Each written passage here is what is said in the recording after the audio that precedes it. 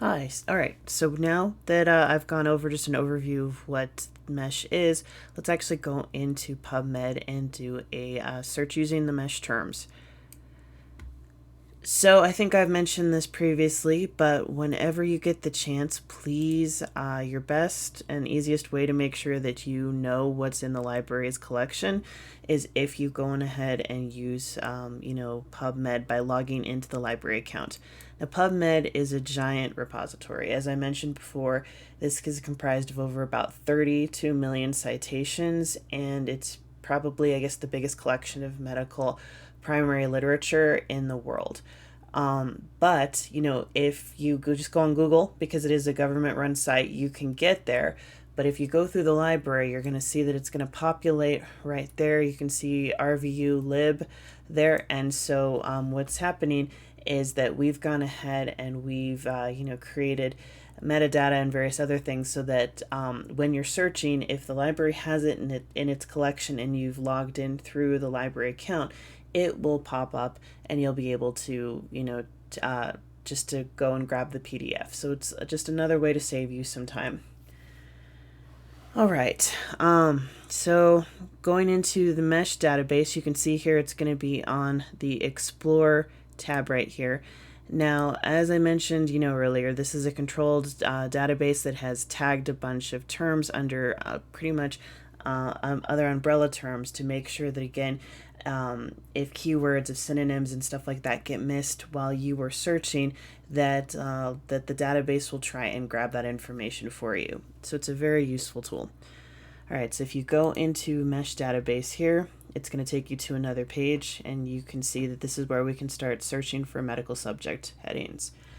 So I'm just going to throw a random search into the mix. Let's say that I am curious to know about, let's say anti-TNF therapy in Crohn's disease. So we're just going to go down and we're just going to plug in each term. So you can see there, Crohn's disease populated. And so boom. So this is the record that has, popped up that's tagged under MeSH. And as you can see here, you can really, streamline again your search with these PubMed search building options that you see here in these little, checks. So in this case, we're looking for therapy, kind of more exclusively drug therapy. So I'm going to go ahead and hit that box, and I'm going to add it to my search builder.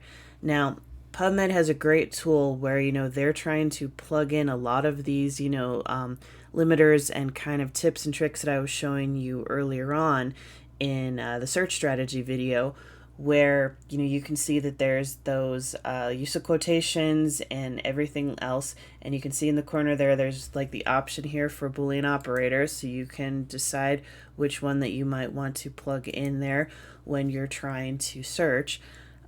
Also, if you go down, you're going to see that this, as mentioned, is a tree to kind of a much larger, basically just like dictionary branches. So say that you wanted to look at other inflammatory bowel diseases. Maybe you wanted to look at, ulcerative chloritis and, kind of other things that, might fall into that, term. And you'll have to forgive me, I guess, for my bad grammar on that. But you can really just, again, you can broaden and you can narrow depending on what, how successful your search has been so far. So please utilize these tools, because a lot of, forethought went into them. And just because of the sheer breadth of knowledge and just resources that are in PubMed, again, it's all about intentionality. So, with that said, I've got my first term, and then you just go through and you continue to kind of plug things in. So I'm doing anti-TNF, and not everything is going to have a medical subject heading to it, so there may or may not be one here. So in this case, let's see. I don't know 100% if that's what I want. So TNF drugs. Oh, what if I try instead to just go for this? Sorry. Guys, bear with me for a minute as I just try to, create a search scenario out of thin air. Sometimes, it doesn't always work out. All right. So I just used a generic, drug that would be in this like same line of things that I'm trying to, find. So here we get, you know, vedolizumab. So I'm going to go ahead. I'm going to add that search to the search builder. You're going to see that again, the Boolean operator immediately populated, and we're going to search PubMed. So, I'm searching a pretty broad topic about a particular disease and a singular drug, but that's how you can use the MeSH terms, and really, again, just continue to, to kind of plug in each term. And because, as I mentioned, that the librarians have already gone forth and they've really kind of created this controlled vocabulary, it really is a time saver. It really is ensuring that you're getting as much of the information as you need. So again, I can't stress enough, please consider using it. So in here, we're now going to have the chance to look at limiters. So limiters are going to be in just about every database is going to have some type of variation to it. So now that we've, done a search, I can really kind of, show you how filters and limits work. So in PubMed here, you can see that all of these filters tend to be here on the left-hand side. And, let's see. So if you guys have watched my video on study designs, you know that, there are times that you're going to be wanting to reach for a particular type of study design. Let's say that while I'm looking here, I'm going to try to go for a systematic review because I just don't really have time to read a bunch of articles. So having, a condensed literature search that's already done a lot of the work for me, is great. So I'm going to go ahead and click on systematic review. From there, from nearly over 200 results, we now have 13. That's a lot easier to kind of shift through. But I'm going to continue to use these limits because I really want to get the best information that's going to apply to the situation at hand. So as I mentioned in that video, systematic reviews can only be done about once every 10 years. So I want to make sure that I'm getting like the best and the new information out there. If maybe time is getting close where somebody needs to do another systematic review, or I'm just not 100% sure if the one that might have been done 10 years ago is legit because perhaps like new research came out and I want to just make sure that I have like the most accurate information. I'm going to go ahead and switch that to the 5 years on the publication date. All right, and so from that you can see that from about 14 results, now we have 8, so it didn't do it too much, but we're going to go ahead and I'm going to show you some of these additional filters. So from this, you can really break down like what type of article that you want, anything from like as niche as like a retracted publication to of course controlled clinical trials. So you can really get down to the nitty and gritty. Of course, like species, you can make sure in this case that we want it to be unhuman. And we're also going to make sure that it's going to be in English. It's because, as mentioned, before, PubMed is that gigantic repository of medical information that's from all over the world.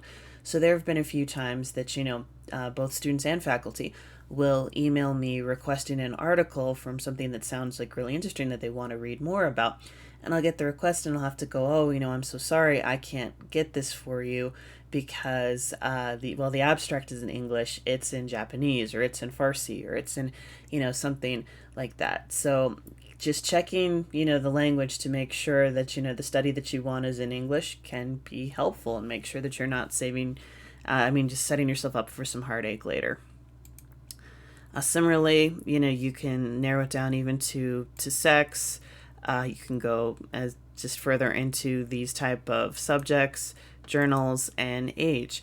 And Dr. Michael's and mine, I guess in our cohort, we were talking a little bit about like nomenclature and how like language often evolves, and sometimes how in science, if you ask like 5 different scientists like what an adult is versus what middle-aged is, that can change. So here you really have the ability to make sure that you are hitting the population that you were looking for through the use of filters and limiters. So again, these are they're there for your convenience, and they're really just, again, trying to make sure that you're getting the most accurate information possible. All right, so looking at the systematic reviews, I'm going to go on ahead and just see what I can, find out of these, which one I happen to, just like and I think is going to be probably the most pertinent to what I want. So, I'm going to try good old number 7 here. All right, so as you can see here, this is for lessons from real world experience, has the drug that I'm looking for, hits all those boxes. It's been published, less than 5 years, and it's, as you can see, in the library's collection. So right from there in the full text links, you can go on ahead and just click log back into the library, and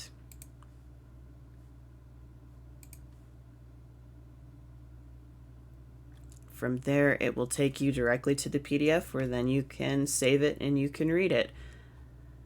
All right, so that is a very rudimentary kind of explanation of limiters and the MeSH database. And I, apologize. I'm so sorry, guys. We've been having some technical difficulties when it comes to recording, so I wanted to make sure that you had this information out there.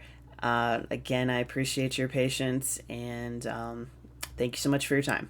Bye.